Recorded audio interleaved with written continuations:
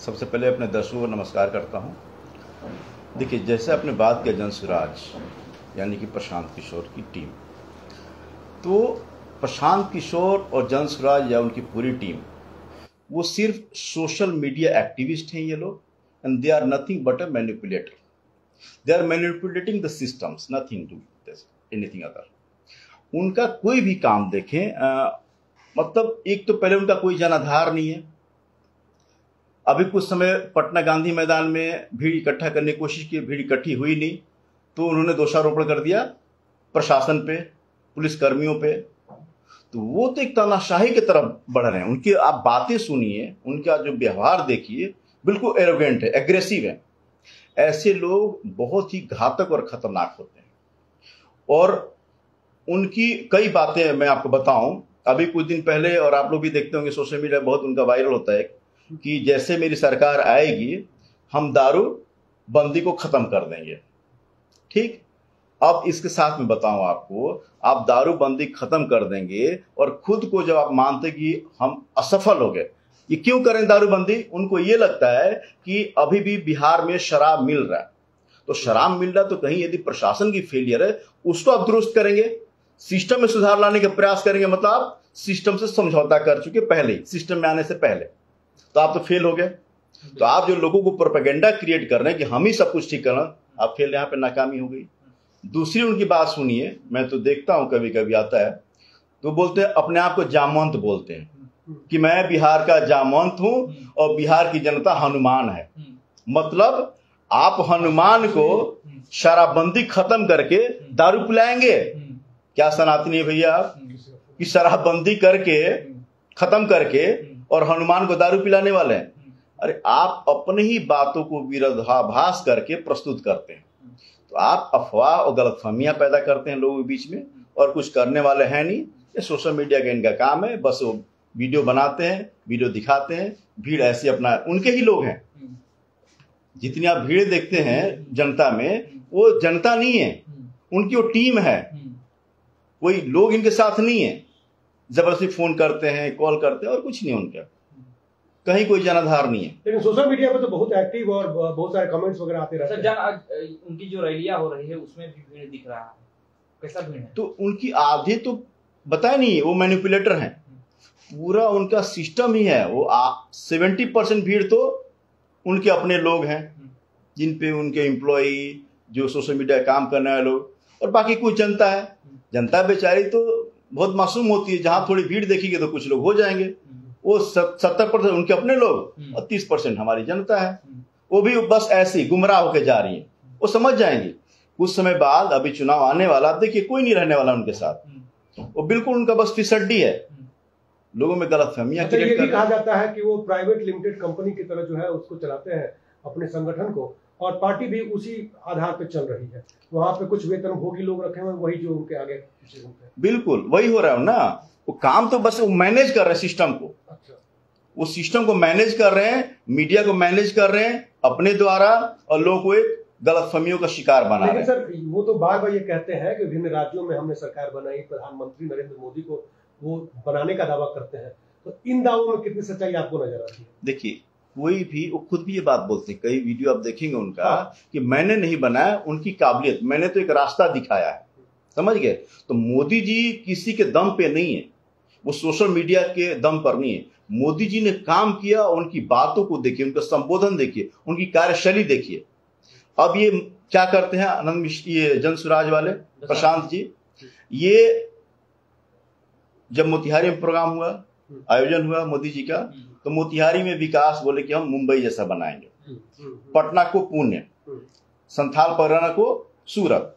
तब इन्होंने क्या किया उसको, अब चूंकि देखिए इनका मीडिया मैनेजमेंट कैसा था, अब पी से पुणे, तो उन्होंने बोला कि अरे मोदी जी तो सिर्फ ऐसा राइम क्रिएट कर रहे हैं, क्योंकि उनको वही दिखता है, प्रशांत किशोर को राइम दिखता है और मोदी जी को काम दिखता है।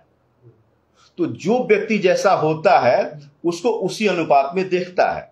तो जनसुराज के प्रशांत किशोर जी वैसे व्यक्ति हैं, उनको बस मीडिया देखना, शब्दों को हेरा फेरी करनी, काम का कोई मतलब है नहीं। काम अब देखिए प्रशासन पे, पुलिसकर्मियों पे कैसे बुरी तरीके से पेश आते हैं। हमारे जो प्रशासनिक अधिकारी हैं, आईपीएस ऑफिसर्स हैं, डीएसपी हैं, उनको बुरी तरीके, ऐसे काम होगा?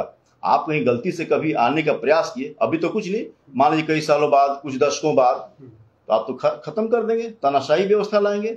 लोकतंत्र है। अच्छा, आपको क्या लगता है कि जिस तरह से उन्होंने व्यवहार किया, वो लगता है कि लोकतांत्रिक देश में उचित है? क्योंकि अंग्रेजी शासन तो है नहीं अब। वही तो बोल रहा हूँ बार बार, हमारे यहाँ तो लोकतांत्रिक व्यवस्था है, लोगों को जनाधार पे आप चुने जाते हैं, लोग चुनाव करते हैं। आप ऐसे अग्रेसिव होंगे और ये व्यवस्था लाएंगे तब तो भगवान न करे कभी वो दिन आए। लेकिन वो तो बिहार बदलाव की बात कर रहे हैं। अब बिहार बदलाव कैसे करेंगे? उनके साथ कोई है ही नहीं, कोई लोग ही नहीं उनके साथ। कह रहे हैं कि हम जाति की बात नहीं करते हैं। उनके टीम में देखिए, वो हर जाति की बात करते हैं, वो पूरा जाति समीकरण पे ही काम करते हैं। यही तो उनका मैनेजमेंट है। अच्छा, बक्सर बोलते बात क्या, वो बोलते कुछ है, करते कुछ और है, दिखाते कुछ और है। इनके साथ ये बात है। बक्सर आने वाले हैं, क्या लग रहा है उनको? बक्सर ना कभी उनको स्वीकारा ना कभी स्वीकारेगा। बक्सर की जनता बहुत समझदार है और राजनीतिक तौर पर बहुत परिपक्व है। तो जनता भाजपा के साथ है पूरी तरीके से। और इस बार तो मैं जाता हूँ क्षेत्र में, देखता हूँ काम, ऐसे भी मेरे साथ लोग जुड़े हुए हैं कि बोलते हैं लोग कि सर आप आगे बढ़िए, हम ये ना देखेंगे हम राष्ट्रीय जनता दल के हैं या कांग्रेस के, हम आपके साथ हैं। आप सोचिए, हमारे अपने लोग तो हैं ही भाजपा के लोग, लेकिन दूसरे पार्टी के लोग भी आज आप भी देखते होंगे, आप न्यूज कवर करते होंगे, लोग बोलते होंगे भाई डॉक्टर राजेश मिश्रा आ जाए, हम तो उनके साथ हैं। आ जाए मतलब आगे बढ़ रहे हैं, हम उनके साथ चल रहे हैं, क्योंकि वो एक सारा चीजों को देखते हैं, चाहे स्वास्थ्य का हो, शिक्षा का हो। और ये प्रशांत जी सिर्फ बातें करते हैं कि बिहार से पलायन हो रहा है। अरे भैया कहाँ पलायन हो रहा है? अब डाटा पे बात करें ना, अब पलायन हम एक बहुत, मैं उस टोन पे बात कर रहे हैं कि प्रशांत जी पढ़े लिखे व्यक्ति हैं, मीडिया मैनेज किए हैं, पॉलिटिकल एक्टिविटी किए हैं, अब सब कुछ छोड़ के बिहार में आए, तो भैया आपने तो पलायन ही रोका ना, खुद ही आप आ गए। मैं डॉक्टर राजेश मिश्रा, मैं दिल्ली में कभी था, सरकारी पद पे था, पढ़ा लिखा, दिल्ली की नौकरी छोड़ के हमारे बक्सर में आया हूँ। कई ऐसे IPS, कई ऐसे IRS नौकरी छोड़ के आसपास राजनीति में आने का प्रयास कर रहे हैं, काम कर रहे हैं। तो पलायन कहाँ खत्म हुआ है? वापिस तो पढ़े लिखे लोग और ज्यादा आ रहे हैं। मतलब पलायन रुक गया, अभी और रुकने वाला है। जब राजनीति में पढ़े लिखे लोग आएंगे हमारे भाजपा में, और हैं हमारे भाजपा में तो सब परिपक्व हैं, और बदलाव आने वाला भाजपा में। ऐसा संकेत अभी कुछ दिनों पहले विनोद तावड़े जी आए थे, तो उन्होंने ऐसा संकेत दिया है कि अब पार्टी हर बातों पे ध्यान देती है। कर्मठ, ऊर्जावान, सामर्थ्यवान, सक्षम, लगातार क्षेत्र में काम करने वाला व्यक्ति कोई चुनाव होगा, और वही व्यक्ति हमारे पार्टी के नेतृत्व करेगा उस क्षेत्र से। लेकिन भाजपा का तो ये चरित्र रहा है कि बाहरी कैंडिडेट को ही हमेशा से जगह दिया जाता है, इसलिए जो पूंजीपति हैं वो वहां पर चोट मारते हैं दिल्ली में बैठ करके और राजधानी में बैठ करके। नहीं, ये गलतफहमियां अभी देखिए उन्होंने क्लियर कर दी, ये भी बात बोला है। इस बार जो टिकट मिलेगा वो बक्सर के ही लोग होंगे। बक्सर के ही लोग मतलब ऐसा नहीं कि बक्सर के रहने वाले हों और काम कहीं और करते हों। जो बक्सर में रह रहे हैं और लगातार काम कर रहे हैं, क्योंकि कुछ लोग आए हैं, अभी चुनाव का समय तो कहीं और के भी दिखाएंगे भाई घर हमारा बक्सर में है। वैसे व्यक्ति की बात नहीं कर रहे हैं विनोद तावड़े जी, वो बात करें कि जो बक्सर में संघर्षरत है, प्रयासरत है और पार्टी संगठन के कार्यों को लोगों तक पहुंचाने का काम कर रहा है, उन्हीं को चुना जाएगा। उन्होंने क्लियर कर दिया है, इसमें कोई संशय नहीं। लोग 50 लोग घूम रहे हैं उसमें, वो तो क्लियर 50 लोगों ने मना कर दिया है। भाई आप लोग क्यों घूम रहे हैं, आप गुमराह कर रहे हैं जनता पार्टी। हाँ, जनता को पार्टी में भी थोड़ा सा क्या है कि कंफ्यूजन क्रिएट होता है, 3-4 लोगों का नाम ऊपर जाता है। अब मुझे तो ये लगता है हम तो भाई पार्टी के हैं, हम तो ये सबको बोलते हैं, मैं भी काम कर रहा हूँ, मैं टिकट के कभी इसमें नहीं कि मुझे टिकट मिले या नहीं मिले, मैं लगातार काम कर रहा हूँ और करता रह रहा हूँ, इस इच्छा में नहीं कि मुझे टिकट कब मिले या क्या मिले। मैं लगातार, आप देख भी रहे होंगे, ना कहीं और जाना, ना कहीं भटकना, ना किसी से बात करना, मैं बिल्कुल लगातार अपने क्षेत्र में काम कर रहा हूँ। स्वास्थ्य, शिक्षा और स्वच्छता, इसको लेकर मैं आगे बढ़ रहा हूँ और करता रह रहा हूँ। अच्छा, आपको क्या लगता है जनसुराज का क्या स्कोर रहने वाला है, क्योंकि सभी सीटों पर लड़ने जा रहे हैं 243? अभी कुछ दिन पहले आपने उपचुनाव देख ही लिया, उपचुनाव में क्या हुआ।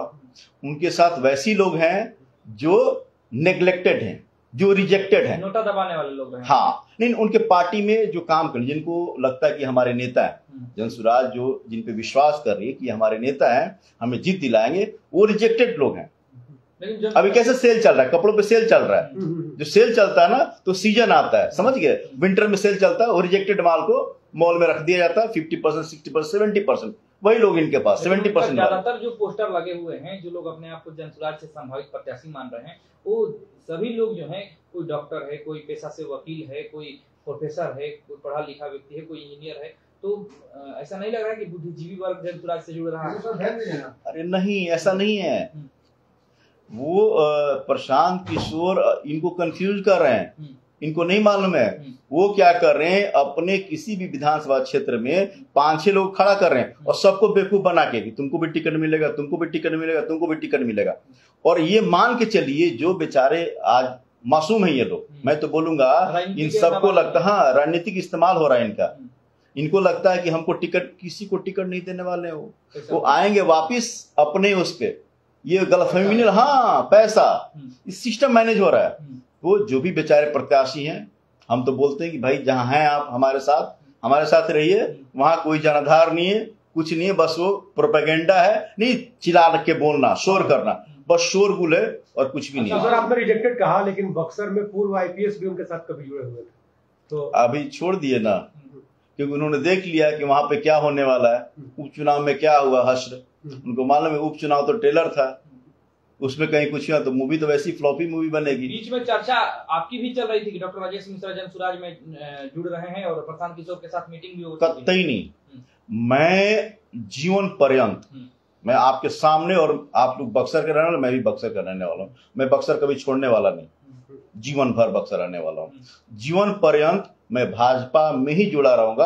और चूंकि मैं राजनीतिक व्यक्ति नहीं हूं तो कोई ऐसा मैं आपको दिलासा नहीं दिला रहा हूं, मैं ये भरोसा दे रहा हूं और मैं इस पे हमेशा कायम रहूंगा। जनसुराज का अगर टिकट ले लीजिए, हमारे से लड़िए तो, अरे जनसुराज मुझे अध्यक्ष बना दे, प्रशांत किशोर बोली हम मैं छोड़ता हूं आप डॉक्टर साहब आ जाए, तब भी नहीं, किसी भी कीमत में नहीं, किसी भी हालत और हालात में मैं भाजपा नहीं छोड़ने वाला। बक्सर के विकास को लेकर के जिस हिसाब से भी आप लोग चल रहे हैं, क्या लगता है 10 सालों में विधायक जी ने विकास नहीं किया?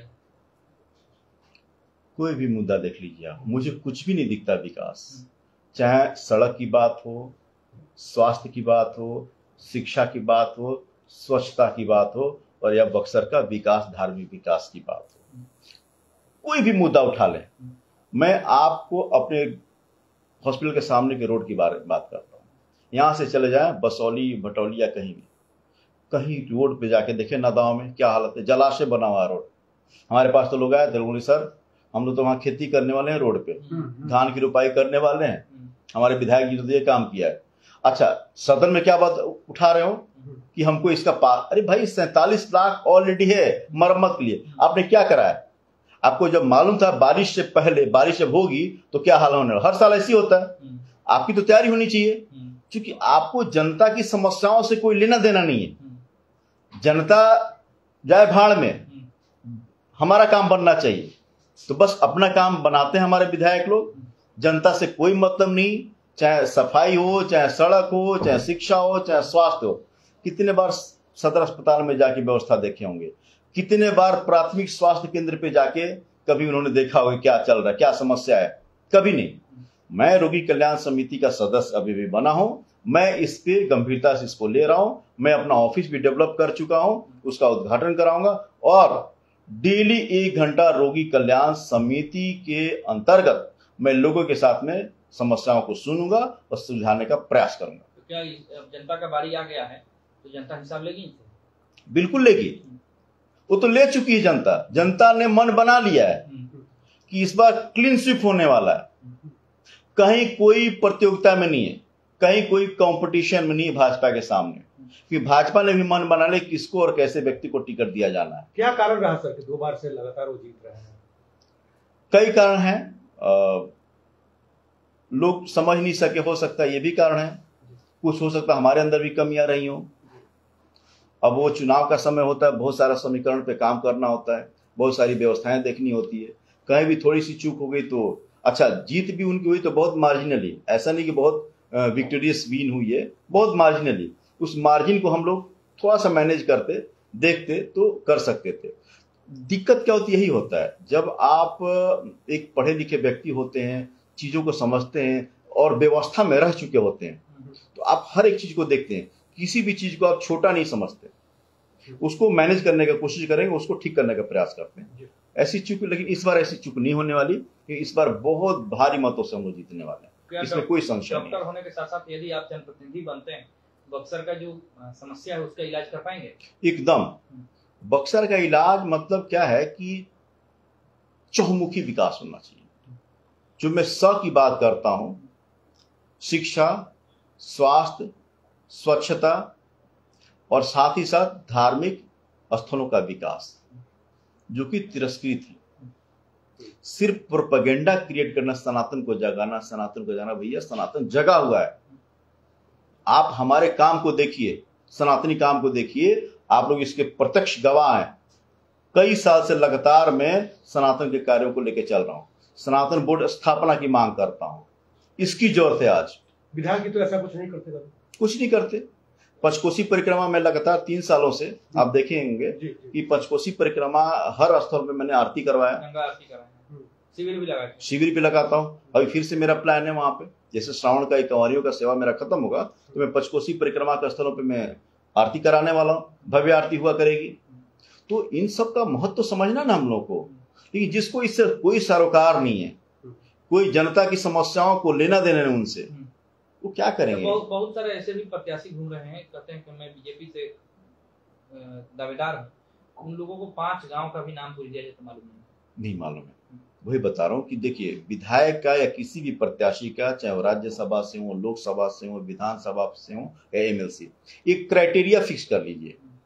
पार्टी भी क्राइटेरिया फिक्स, कैसे लोगों को दिया जाना चाहिए, जो उस क्षेत्र में कम से कम लगातार 5-6 सालों से काम कर रहा है, लगातार जन सेवा कर रहा है, जन चौपाल कर रहा है, मोदी जी की कार्य योजनाओं को लोगों तक पहुंचा रहा है। अभी मैं आपको उदाहरण देता हूं, मैं कुछ दिन पहले पौनी में गया था, तो अभी मुख्यमंत्री जी की योजना है मुख्यमंत्री उद्यमी योजना, उसके अंतर्गत 2 लाख की राशि लोन के तौर पर दिया जा रहा है, जिसमें 1 लाख सब्सिडी, 1 लाख पे आपको 1% इंटरेस्ट देना होता है। अब वहां जब मैंने ये बात की तो लोगों ने बोला, सर नहीं ऐसा होता है ना, कहाँ होता सर, सब तो घूसखोरी चलता है, करप्शन बा कहीं। बिल्कुल ना, ये गलतफहमी आप मत पालिए। छोटी मोटी चीजें होती होंगी लेकिन इसमें नहीं है। आपको मैं बताता हूँ, मेरे साथ मेरा एक स्टाफ था, उसके भाई के लोन में, फिर उसने बताया सर ऐसा हो रहा है क्या, मतलब उस व्यक्ति को पता ही नहीं है। और मैं ये गांव गांव तक जाके लोगों को बता रहा हूं कि ऐसा नहीं है जो आपने परसेप्शन क्रिएट किया है, गुमराह हुए आप। मोदी जी ने जो काम किया, मोदी जी से पहले कभी काम नहीं हुआ। आजादी के बाद से जितना परिवर्तन हमारे देश में हुआ, चाहे सड़क को लेके हो, सीमा सुरक्षा हो, स्वास्थ्य का हो, शिक्षा का हो, सफाई का हो, स्वच्छता का हो, और लोगों के अंदर जो परिवर्तन आया, मोदी जी एक प्रधानमंत्री नहीं, एक अभिभावक की भूमिका में हमारे लिए गार्जियन है, हमारे देश के गार्जियन है। लेकिन बिहार में उनका तो कोई जादू नहीं चल पाता है, उनका कोई विकास का और जो आप दावा कर रहे हैं उसका कोई असर नहीं दिखता है। और कई बार के चुनाव में हम लोगों ने देखा है। क्यों दिखता है ना, इस बार दिखेगा, मैजिक दिखेगा, क्लीन स्वीप दिखेगा आपको। लेकिन विपक्ष कह रहा है कि बेईमानी पर उतरे हुए हैं आप लोग, पूरा वोटरों को वोटर लिस्ट से नामे गायब कर रहे हैं। बिल्कुल, बेईमानी तो रग रग में, कण कण में, जड़ जड़ में कांग्रेस के है, इससे बाहर वो निकले नहीं। परिवार, बेईमानी, झूठ, फरेब, ये तो उनके हिस्से का है। हमारे हिस्से में तो ईमानदारी है, सच्चाई है, कर्तव्य निष्ठा है, भारत के प्रति देश प्रेम है हमारा, लोगों के लिए काम करना, लगातार काम करना, संघर्ष करना। जूझते हैं और जीते हैं मोदी जी लोगों के लिए। बिहार में इस बार होने वाला है कुछ बड़ा, बहुत होने वाला, बहुत बड़ा होने वाला। आप लोग आएंगे तो शराबबंदी रहेगा कि? एकदम रहेगी, उसको कभी खत्म ही नहीं कर सकते। शराबबंदी पे तो बहुत कुछ मैं बताने वाला हूँ।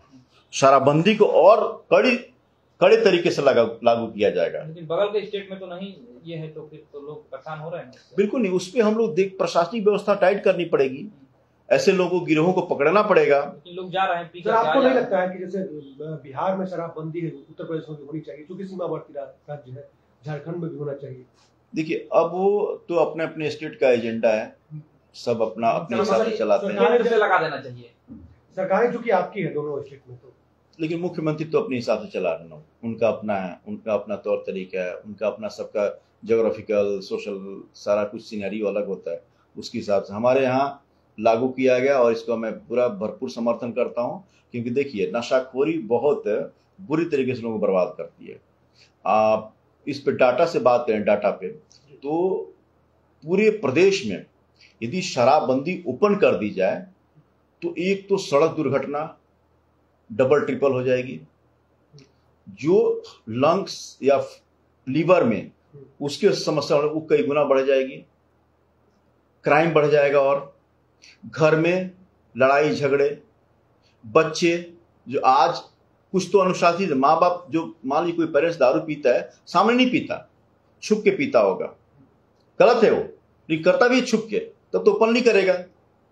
ये सारी चीजें मतलब हर तरीके से सामाजिक व्यवस्था के लिए, आर्थिक व्यवस्था के लिए, हर मामले में शराबबंदी को कायम करना हमारे पार्टी के लिए और बिहार के लिए हित में है।